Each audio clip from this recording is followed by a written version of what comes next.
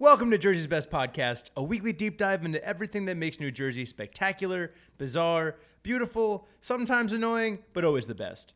My name is Jeremy Schneider. I'm a food and culture reporter for NJ.com and the Star Ledger, and I am your host.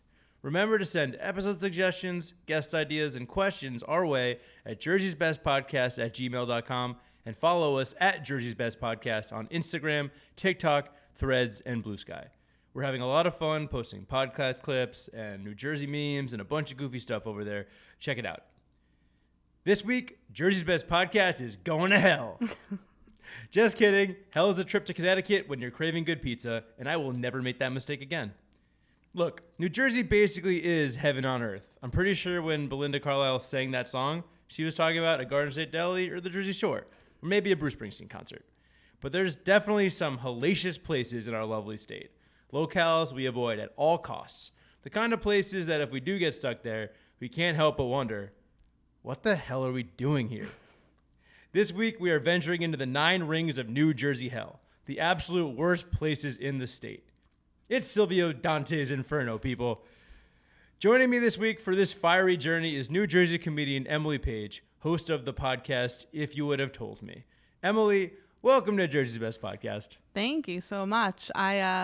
I can't believe you thought of hell and you thought of me. That's like a nice little... You were waiting with that one. Sheesh. No. I needed someone so funny and so nice to combat the hell we're about to face as we break down. I had that one ready to go too. Like, you love New Jersey, yes? I'm Jersey born and raised. Where are you from? I'm from Woodbridge.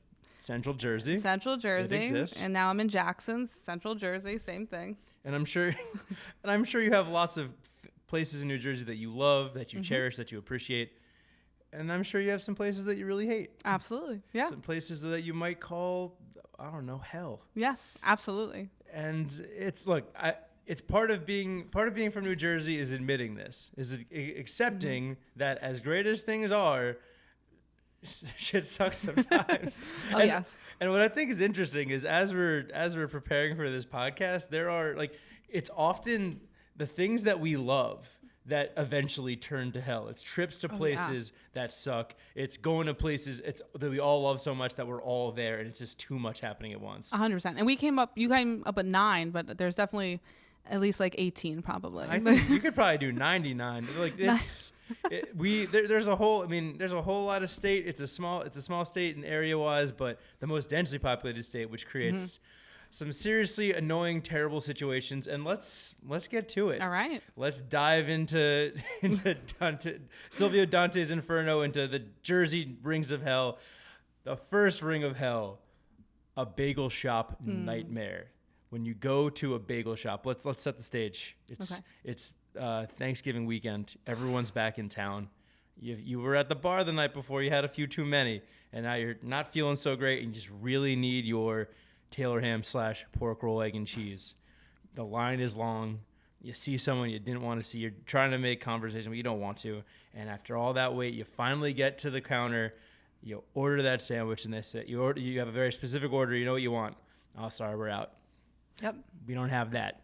So what do? You say, screw it. I really, really need an egg everything bagel with salt, pepper, ketchup, Taylor ham, egg and cheese.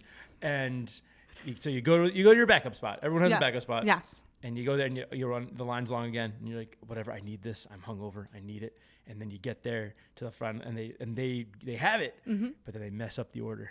Worst feeling ever. I love bagel shops. You love bagel shops. I love bagel shops. The whole process of ordering a bagel can really suck. Well, you have to time it right? Like, you can't get there too early in the morning, but you also can't get there too late in the morning because then they won't have any of your stuff. And if you get there too early, I feel like that's when it's all not locals. It's people visiting, and they're the ones who make it so much worse because they don't know how to order a bagel at all. Oh my gosh. When someone gets to the front of the counter and they're looking at the bagels, or they're looking at the menu, or they're asking how do you not know? I know what I want when I get to a bagel shop. Right. The second I walk, but before I'm even in there, I know what I'm getting. Well, I have rehearsed it 7 times in my head on the drive to the bagel store so I don't mess it up. And I have an alternative ready to go. Okay. So I come prepared. You're an ideal bagel customer. But so growing up in Montclair, I mean, I'm a Sunrise Bagels kid. That's that's a debate for Montclair people, but Okay. There've been plenty of times where I've been on that line and after after a rough night and just like, God, I don't want to be here right now, but I know this is the one thing that's gonna fix me. 100%. You have to risk running into people you don't want to see. You have to risk the awkwardness. How's your family doing? I don't want to talk to you about it. And just to get a bagel, and then if they mess up that order, man, it's all for naught. Oh yeah, and it's always when you're in a rush that you're gonna walk in and like see 100 people that you know. It's always when you're rushing. It's absolutely brutal. So you rehearse your order? I do. I'm pretty simple. I'm a bacon, egg, and cheese. Bacon, yeah. not pork roll. Bacon, egg, and cheese. Okay. No salt, no ketchup, no anything. It's pretty it's a very boring order. So when you order that, are you sure? No, they know me by now. Okay. I go to Bagel Bazaar down by me, and they're great. But usually the thing I switch up is the type of bagel. Okay. So again, not very exciting. It's like plain egg, cinnamon raisin, if I want to or a rainbow bagel, which is just a plain with colors. It sure is. Unicorn bagel? Is that what they call it? I don't know, maybe. I like that better than rainbow bagel. They both work, and I'm not ordering either of them respectfully. That's okay. It's fine. Save them for me. I'll take it. But it's like, this is the first ring of hell. It's not that bad. It's a good entry. Yeah. We're starting to feel the heat. But the worst thing is, we were talking about this earlier, is like people from out of town or out of the state will be like, just go to Dunkin Donuts. You do not go to Dunkin Donuts for a bagel. That's like the worst. That's a layer of hell in itself. Absolutely not, completely unacceptable. And if you tell me to get a bagel at Dunkin Donuts, you might as well tell me to eat gravel. Like I rather. Yeah. Jesus. I live right by Dunkin Donuts, and I see people, and I'm just like, damn, y'all live like this? Like, the coffee's fine. I'm not hating on, like, if you like Dunkin' coffee, fine, but bagels, not okay. Like, even their donuts aren't great. I agree. I'll eat it. Right. But nah, it's if I feel like out of staters are gonna be a constant theme in this list, and that was the first ring of hell. It's only gonna get worse from here, people. Get the AC on, put on some shorts or something, because it's gonna get hot in here. The second ring of hell, we're getting slightly worse here. Jersey Gardens the day after Christmas. Ooh. Now, going to the mall after Christmas is a fool's errand. Yes. An errand I've gone on once or twice. We love going to the mall here in Jersey. I remember my best friend Mike, one day after Christmas one year, I think we were in high school. He was like, yo, I got to make some returns. You want to come with us to Jersey Gardens? And I'd never been to Jersey Gardens, but that sounds nice. Jersey Gardens. It's like, it must be like outdoors and nice. Wrong. It's the most chaotic mall I've ever been to on a good day. Like the parking is rough. It's one of those malls where wherever you park, you're too far from where you're supposed to, like where you're shopping for.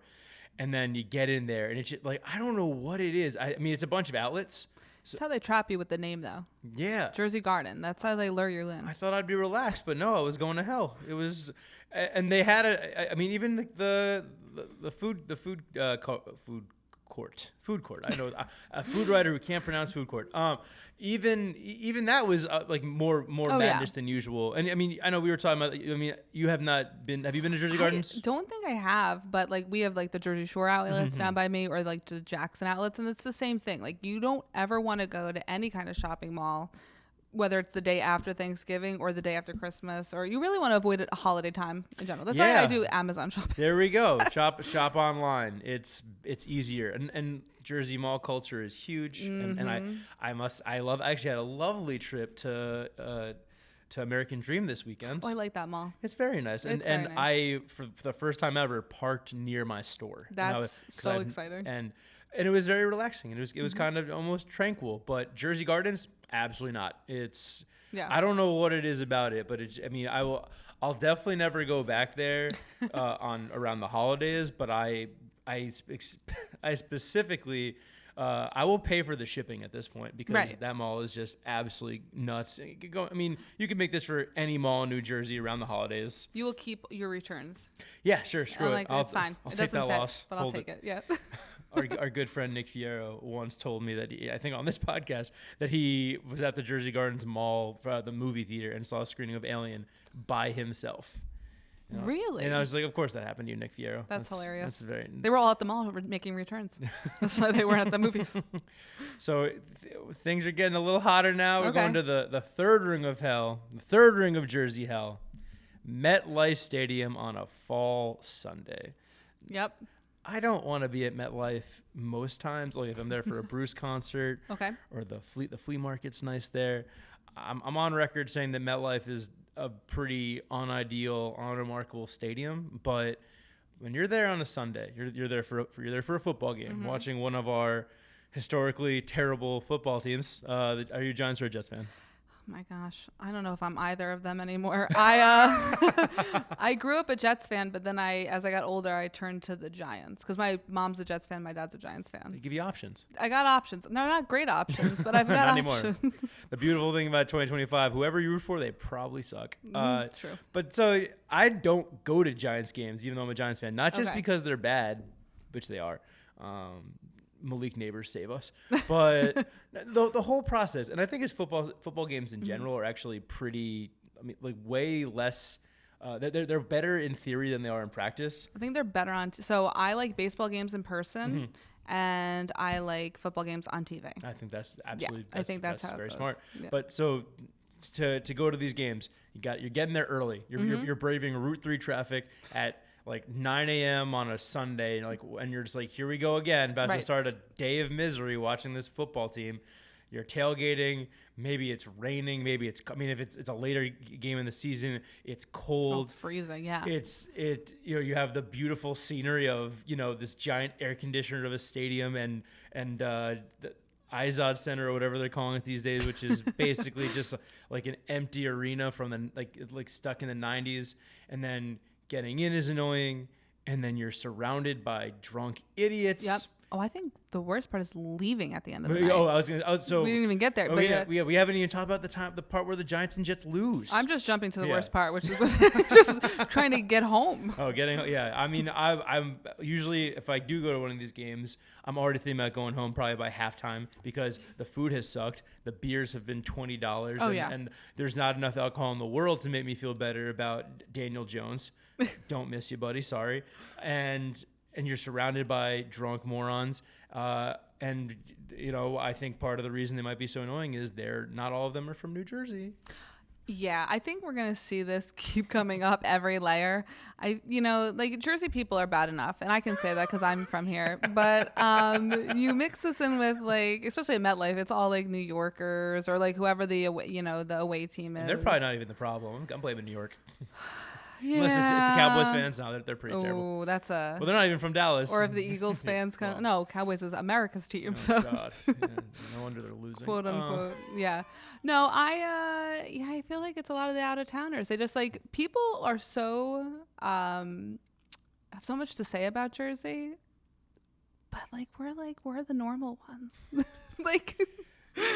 You can quote me on that. I'm agreeing with you. Right. Can I write that down? I'm gonna get on a a tablet? lot of angry DMs from that statement. That might be the podcast's new slogan. We're- Jersey's best podcast. We're the normal ones. We are. Jersey's I'm best telling you, we podcast. get such bad vibes, and people have think we have such a bad reputation, but. I love when New Yorkers complain about New Jersey stuff. Why are you here? You're here. We can't be that bad. But then the worst part, after the Giants have probably lost by 25 points or whatever, and you're starting to feel hungover already, and getting out of the stadium takes forever, and then I'd say the parking lot or the highway, which becomes a parking lot because this stadium, who designed this thing, man? Oh, it's the worst. Getting out of MetLife is brutal during any event, especially a Giants or Jets game. I mean, I get to cover concerts sometimes in MetLife, which is a wonderful privilege, and I have a lot of fun. But I as soon as that last song is over, I book it. Oh, you I have to. sprint because otherwise I'm going to be stuck in the car for. It's as soon as they hit the first note of the last song, you have to leave. It's also people get lost trying to leave the parking lot.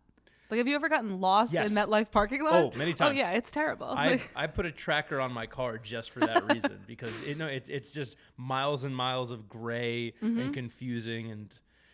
There's cones just randomly placed. Yeah, it's what? I mean, you're People allowed to go move. here. You're not allowed to go Yeah. here. People move the cones. There are no rules. Giants, Jets, please, start winning some games and make this hell worth it, okay? Yes. Because we're doing our time. We're suffering. Gosh, something about sporting events just it brings the worst out in people.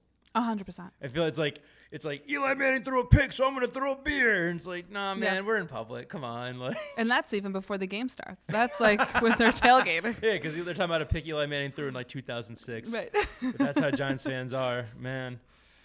That's pretty bad, but that was yeah. I mean that might have even been worse, the third ring, but we got the fourth ring of Jersey Hell coming up, even worse, even hotter, more flames. Might have just seen the Jersey Devil, who knows? Because if we're in Jersey Hell, we're hanging with the Jersey Devil down in the Pine Barrens. But the fourth ring of Jersey Hell, the Garden State Parkway, specifically the stretch from about exit 142 to exit 150. It's always the oranges. It's always, as soon as that came up, I was like, oh, it's the oranges. It's the oranges, but on Google Maps, it's red. Yeah, it's all, yeah. It's the orange is blood red. And I don't have a degree in urban planning or whatever the people that design highways get, but I do know that the inflow of 280 and the inflow of 78 and the fact that the Parkway is an essential highway, it just makes this like there's nothing, and you can take the side roads. It's like damned if you do, damned if you're. It doesn't matter what time either, because I went to Ramapo and I used to drive the Parkway straight up till exit 163, and I've done it early in the morning. I've done it in the afternoon. I did it late at night.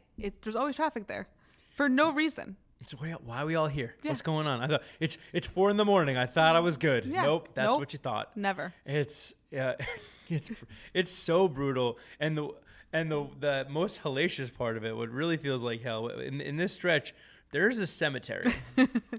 and I know people make that joke like, bury me at so and so. Like, I'm so Jersey, bury me on the Jersey Turnpike, or bury me on the Parkway. People are buried under the Parkway, people. It's insane. And it might be Jimmy Hoffa, I don't know, but it's. I mean, they built a freaking highway through a cemetery, and and they said they moved the bodies.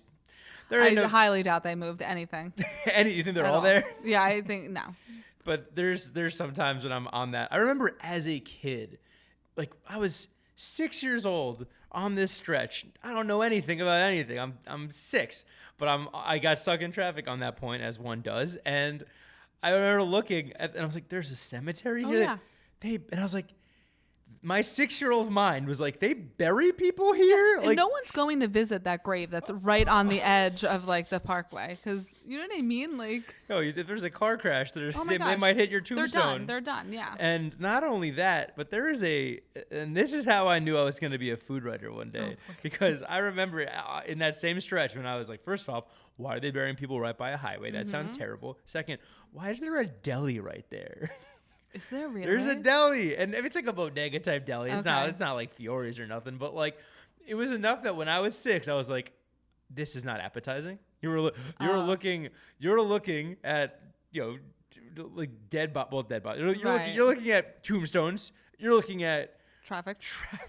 There's honking horns. There's people crying at funerals. There's turkey sandwiches. But they have the best stuff.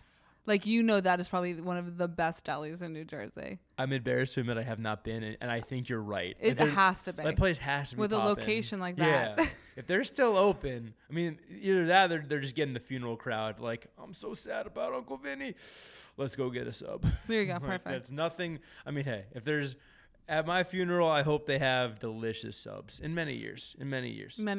But not at that cemetery. You know what? Maybe. At this point, we've talked about it so much that I almost wonder if Jersey is like if it's the right place to be buried. I think that's the most Jersey place to be buried. I mean, it's the Meadowlands. Bury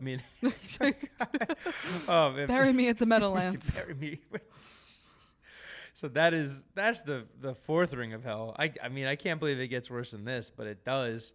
The fifth ring of hell, the Seagull Attack on the boardwalk. When you're on one of Jersey's many scenic, lovely boardwalks, enjoying a nice day at the beach. Maybe you got your suntan lotion on, you got a cool drink in your hand, you're plotting a place to where you're gonna put down all your stuff, and then I'll take my time. We're having a nice day at the boardwalk, and then you see a kid next to you, and that kid had the brilliant idea of, I'm going to feed the seagulls. And the kid starts throwing his French fries on the ground. And all of a sudden, it's not just one seagull. It's dozens. It's all of scores. All of them.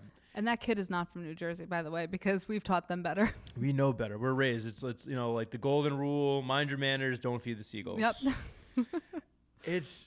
Have some etiquette, guys. Like, come on. And like, I guess you can't blame the kid, but half the time it's adults though too. I was trying to give them a pass. No, they don't get a pass from me. I'm like throwing it. My cousin had a seagull take a sandwich out of her hand. Like, she wasn't even trying to feed them. She was just eating a sub. This was in Avalon down south, and right out of her hand.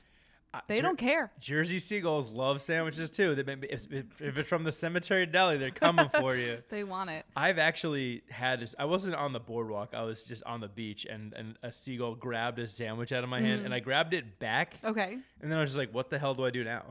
Because you're not gonna want to eat that. Yeah, I'm not. Yeah, I'm not. Absolutely, I'm definitely not eating that. I mean, I don't know where that seagull's been. Which beach do you think has the meanest seagulls? Oh, that's a good question. So I frequent Belmar, and I don't have as many issues at Belmar because I don't think there's like a lot of food places around. I think Point Pleasant, okay. I think, or Seaside. Oh, yeah. Those seaside seagulls know how to party. They do. Oh, yes, they do. They're picking up needles. They're Whoa. They're like French fry or needle. I don't know. They're gym tan laundrying. They're fist pumping. Yeah, yep. We're allowed to make Jersey Shore jokes. They're not our people because they're not. Most of them weren't from Jersey, but no. I think the worst seagulls might be in Atlantic City.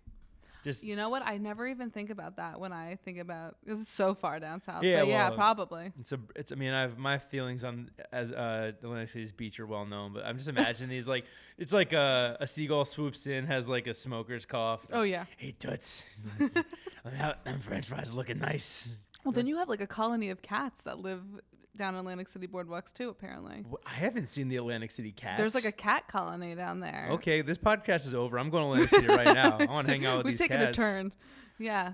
That's what I've heard. I have not spent much time down Atlantic City Beach. I actually don't think I've ever been on the beach in Atlantic City. You're missing absolutely nothing. It's one of the ugliest places. We did a ugliest places in New Jersey podcast. Was that number one? It was number one, but it was up there. It was up there. Okay. It's and look, Atlantic City is I like the casinos. Yeah, casinos That's are great. But then you have these seagulls that have a penny slot addiction. It's like, come on, like jonesing. It's like, relax. Don't you can't bet my French fries. You can't put French fries on a craps table, seagull. So I would say the seagulls get worse the farther south we go. Let's say that. See, I'm currently having peace talks with South Jersey, so I'm not going to agree with that. But I'm gonna let you say that. Yeah. Because Cape May, I think they're like classier. Oh no, classier seagulls. No, they're so pretentious. They're like the seagulls at it's their summer house. Yeah, they're snowbirding. Those seagulls will ask for your beach badge. Yeah. Excuse me, you don't belong here. No, for me, I'm guessing. Jokes aside, if it's the seagulls that are used to, because like they get used to being fed. Oh yeah, and it's probably Wildwood. It's probably yep. the big boardwalk with a ton of food. Wildwood. Yeah, and I totally forgot about Wildwood. Oh yeah, no, those seagulls love their cherry lime rickeys and stuff. Seagulls, look, they're But again, though, notice what we're doing. It's the more touristy areas. Oh yeah, well, with the outsiders not from New Jersey. That is absolutely true. I'm seeing a connection. Speaking of touristy areas, boy. The sixth ring of Jersey Hell is when you're looking for parking on a busy Jersey Shore weekend. The worst. Look, we all love going to the beach. Mm-hmm. I'll put up with the seagulls. I'll put up with the bennies or the shoobies. I'm a Benny, guys. I'm from North Jersey. I'm gonna keep it 100. But you get down there and you're so excited. Like, oh, we didn't have any traffic. This is crazy. We're having a great time. Oh my gosh, this is gonna be so good. We just gotta find parking. Horrible. Whoops. And that's where your day goes off the rails Yep. because if you're in Point Pleasant, if you're in Belmar, if you're in Asbury, the worst. Good luck on LBI or down in Cape May. It's absolute brutal. And you, man, it's like you get into this kind of like bargaining. Oh yeah. Where it's like, oh well, it hasn't been that long. We're gonna find some parking. And then you keep going around, and like you're starting to get impatient, and you're starting to get annoyed, and then eventually that $40 lot looks really, really good. Yeah. I refuse. Yeah. So I get to the beach at like 8 I was o'clock in gonna the ask, morning. do you have any like Belmar beach hacks for parking? Get there very early and I park on the street, so I don't even pay. Power But I'm like move. right up front. Yeah, but I'll be there like 7:30, 8 o'clock in the morning. So they're not even checking badges yet. Oh wow. So like I'm very early, and I avoid the beach Memorial Day weekend at all costs. I'm not going anywhere near any beach. That's smart. Yep. I gotta say, I've been pretty lucky with. So I go to Asbury very often. Okay. And I usually find parking, and I mean it might take a while. Right. But like you can tell pretty. I like going like midweek. Mm-hmm. During COVID, I had Mondays off. Oh, that's and so nice. I would just. It was COVID. Right. I went by myself. Yep. And parking was easy, and it was like, this is amazing. This is what the beach experience should be. But sometimes I get down to Asbury. I mean, they call it Asbury Can't Park for a reason, you know. And you're circling and you're struggling. And the worst part is, even after you find parking, you're so excited that you found parking. You're walking 20 blocks to get to the beach. You're like, screw it, I'm gonna get there. And then the seagulls are attacking. You're like, whatever, it doesn't matter. And then you come back to your car at the end of the day, all sunburned and stuff, and you have a parking ticket because you forgot to feed the app. Yeah, because they make up these silly rules that it's like if you don't read the fine print, you're gonna get a parking ticket for like no reason. Oh yeah, it's like any way to take your money. Oh, they'll get you. It's a complete racket. I mean, you got to make money. I get it, but my goodness. And this is all essential. Like you need, the beach. These shore towns need people coming down to the beach to keep these. I always talk to restaurant owners down there who are like, look, it's annoying, Benny's, but whatever, we need it. but we need that money. And that's when people call me a Benny. I'm like, yeah, Benjamin. I'm spending it, dropping cash at Cardinal this weekend for brunch. What's up? No, that's why I go super early and I leave by like noon. You're an early beach person. I'm an early beach person. That's because of my anxiety. I'm like, I gotta get down there because I will freak out. I can't parallel park, so like I have to get a spot where I can just pull in. Or else, if it's only parallel parking, I will leave. I'll be like, well, I guess I'm not going to the beach today. It's the worst is when you're like in the car, like you can just feel morale kind of like fading, and you're like, come on, like we're gonna, and then you see someone, someone swoops in and takes your spot. Yep. I get so excited when you see like the reverse lights come on. You're like, yes, and they're leaving, and you just. Yeah. Or you see someone in their car. And they like wave you off. They're like, no, I'm just getting something from my car. You're like, ugh, jerks. I know. I mean, Bobby and I rank the beaches every summer, and it's super fun. And you change it every summer. We do. The beaches change. Oh, that's true. It's dynamic. Yeah. But one thing is, we take parking into account like crazy. Yeah. Because it doesn't matter how great your beach is. Nope. If you can't park, then like, what are we doing? Like, I mean, you physically cannot. Like, there have been times where I'll be like, all right, I'm gonna park in a town over an Uber. that is big in bathrooms, I think. Oh yeah. That's a big one for me. I used to go to Ortley Beach, but they had no bathrooms. And that was a problem. That's what the ocean's for. No, I can't do that. I respect that. I'm a classless person. I'm just pee shy. It's okay. It's nothing to do with it. I was Emmy nominated for a video in which I encouraged people to pee in the ocean. So I mean, I feel like it's natural, right? It's natural. There you Let's go with that. If you want to put out the flames of hell, go pee in the ocean. The 7th ring of Jersey Hell. And this is a fun one. I know you have some history with this. Getting stuck on a roller coaster at Great Adventure. New Jersey is home to one of the greatest roller coaster parks in the country. Six Flags Great Adventure is fantastic. It has I think like 14 different roller coasters, and you get there and you wait on a long line. You're waiting forever for El Toro. Let's say El Toro, a ride with no checkered pass at all, and the line takes an hour. But screw it, this is one of the best roller coasters in the world. I'm gonna do it. It's gonna be great. Skies are looking a little gray. And you're like, come on, hold out. I gotta get in this ride. You finally get on the ride. You're exhausted. You're there though. You're climbing up that hill, and jolt. You stop, and you're stuck. It's my worst fear in life. Is this in life? I grew up in Jackson. 10 minutes away from here. I still live in Jackson. I have not been to Great Adventure since the summer going into my senior year of high school, and I will be 35 in June. So it's been. So did you have like a traumatic experience, or? I just think it's dirty. I'm not like a ride person per se. Okay. So I've been to that's so bad. I'm sorry. No, I've been to I get Disney. It. If you don't like rides, you don't like rides. So now I do, but like Okay. I don't feel safe at Great Adventure. You don't feel safe. Like I feel like it's a one step up from Carney, which is terrible because it's not at all. It's like way better than a carnival. But I've been to Disney and I've been to Universal, and I'll go on roller coasters there because I'm like, they will do anything to make sure nobody dies there. I don't feel like Great Adventure has this. Nah, they're like, it's fine. Great Adventure will catch a body. They're like, it's all good. El Toro has. There's a bunch of there have been accidents, and we actually didn't rank them in our rankings. Really? One year because they were closed at the time, or they said they were about. But like, no, there've been a lot of incidents, and I've heard horror stories. I've never really been stuck on a roller coaster. Okay. Yeah. Knock on wooden roller coaster.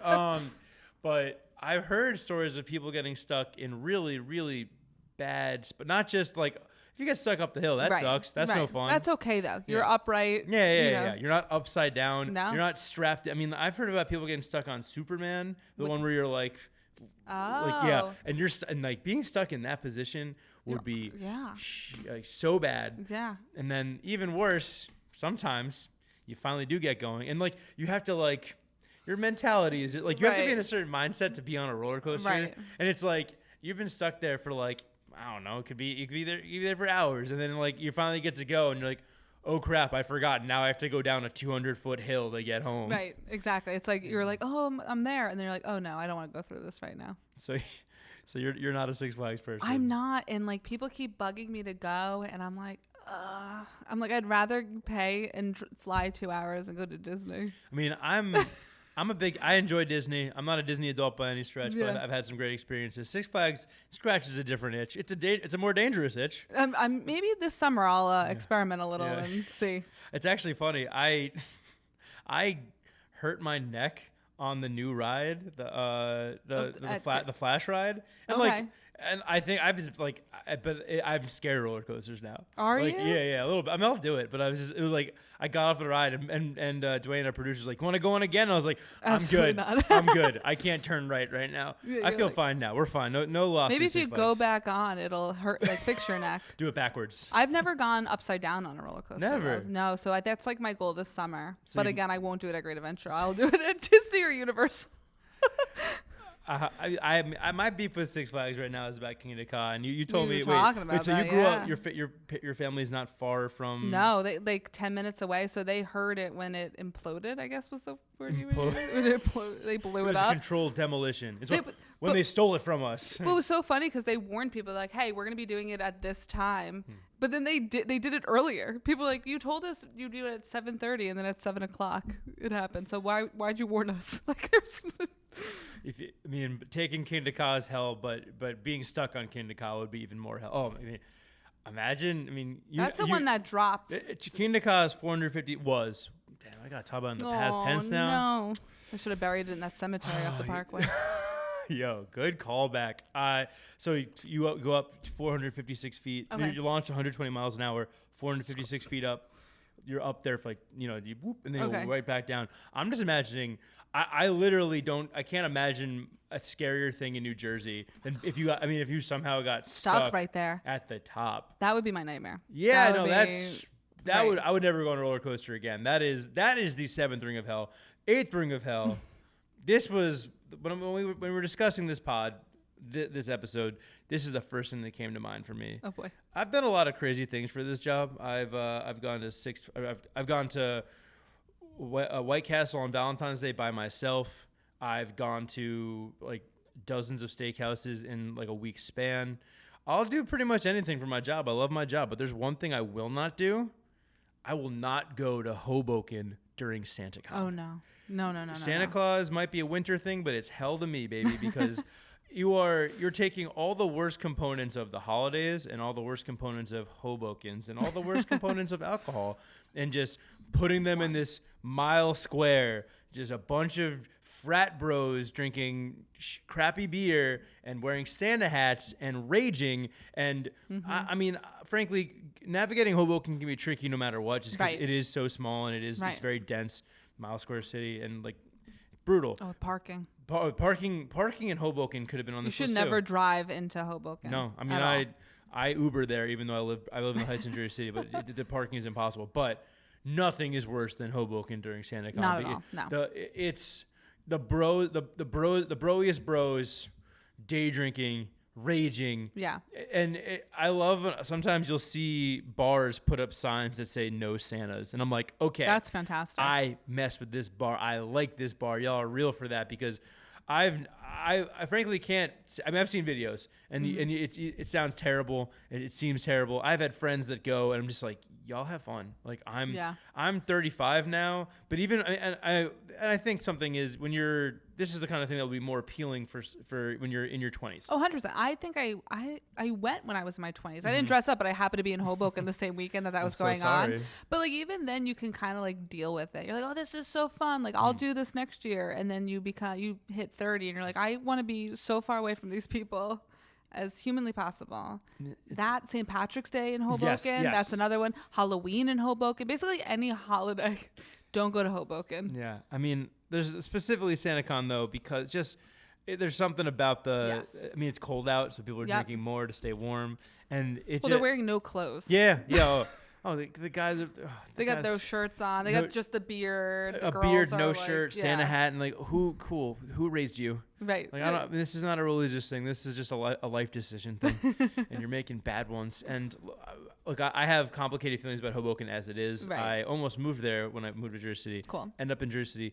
I prefer Jersey City, but the bro culture there is so strong, and it's just like so many. Like I see, there's like you just see dude after dude in backward hat and fleece and Nike Tech sweatshorts and Panda dunks, and it's like, dude, get some culture. You're in a city with some great food, and you're Frank Sinatra's from here. So put on a suit or something. It's like New York City Junior. Hoboken is its own feel. Hoboken is for people that are afraid to move to New York, but they want to feel like they are. And Morristown is for people that are afraid to move to Hoboken. Ooh, there's levels I feel to this. A little, yeah. Then what's Jersey City? Jersey City is where the cool people hang out. No, Jersey City is where the people that couldn't afford Hoboken moved in 2014, and now just as pricey. Yes, it is. But I mean, I'm sure I know that I could like. If I went to Hoboken SantaCon, I'm sure I would have like a funny story to write. Like 100%. Like if I wrote like just like setting the scene, like a scene setter.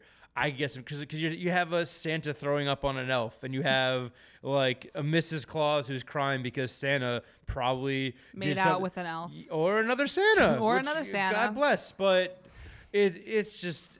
I mean, we keep talking about nightmares, but that really is nightmare fuel for me. As a comedian, like the material would be fantastic. So like there's sometimes that I think like, like another thing that was fun in the 20s that's not as fun now is like Beat the Clock at Bar A down in Belmar. But like now I would never want to go because I want to be in bed by 9 o'clock. But that's beating the clock for you. That's beating the clock for me if I make it till 9:15. Beat the alarm clock. Right. But like to go for material for me as a comedian, maybe I do check out SantaCon for like 10 minutes and then I leave. But that's the problem. Then you're in there, and how do you get out? And then you didn't park, and Uber's not only getting the Uber to use so expensive. Yeah, expensive and impossible. Yeah. And look, Hoboken has some lovely bars, some lovely restaurants, and some lovely people, but you don't see them at SantaCon. No. You see the worst of the worst on that day. That's the 8th ring of hell. Oh my gosh, there's worse? There is worse. Oh no. People, we are here for the main event. Play some devil music. Because we are in the 9th ring of hell, people. Because we are at the 9th ring of Jersey hell, Penn Station. Ugh.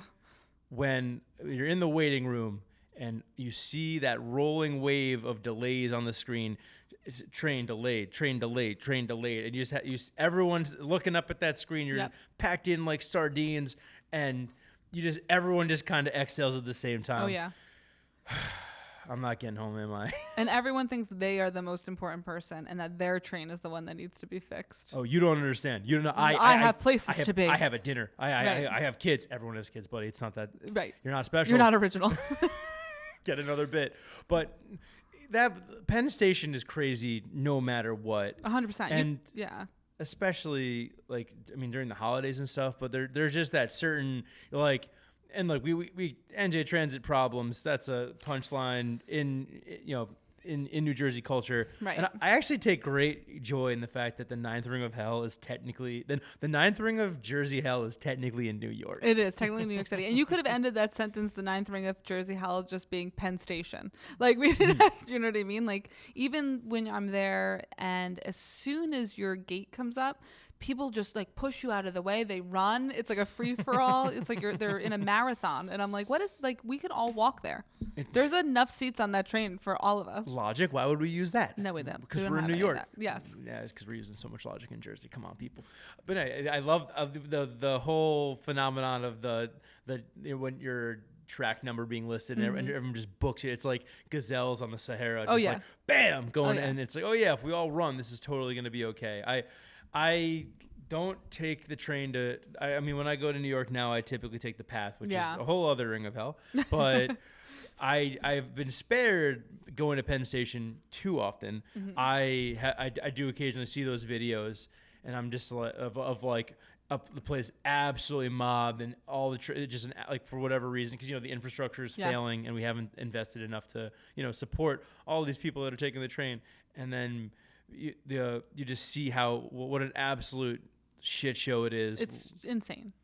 It's essential. I mean, people got to get there, which is why it's so important. I mean, again, another place that we need to go, but because we need to go there, it becomes an absolute nightmare. And everyone becomes a New Yorker when they're waiting at Penn Station. I'm walking here. Yeah, they're like, they literally will just like kill you to get a spot on that train. Forget about it. Yeah, it's insane. I'm taking as many shots in New York as I can right now. Oh no. It's. So growing up in Montclair, I could either take the bus or the train, which is cool. I was driving decamp bus, RIP.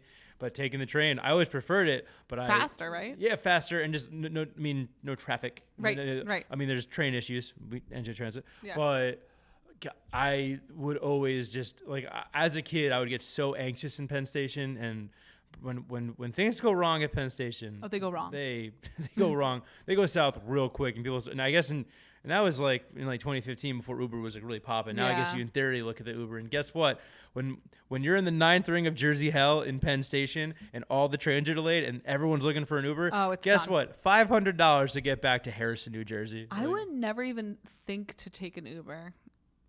That's a good idea, but also like awful. Yeah, I mean, I think the move would probably be walk.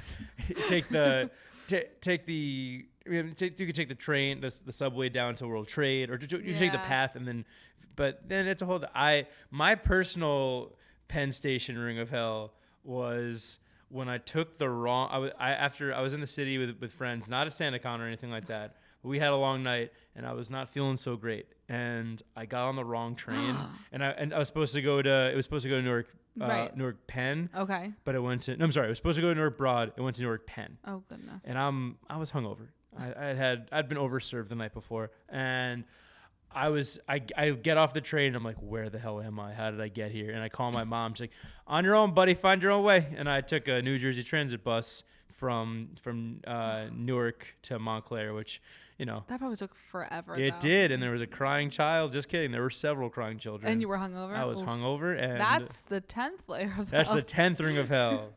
Actually, the 10th ring of hell is anywhere but New Jersey, people. Yes. Because Jersey's the best on Jersey's Best podcast.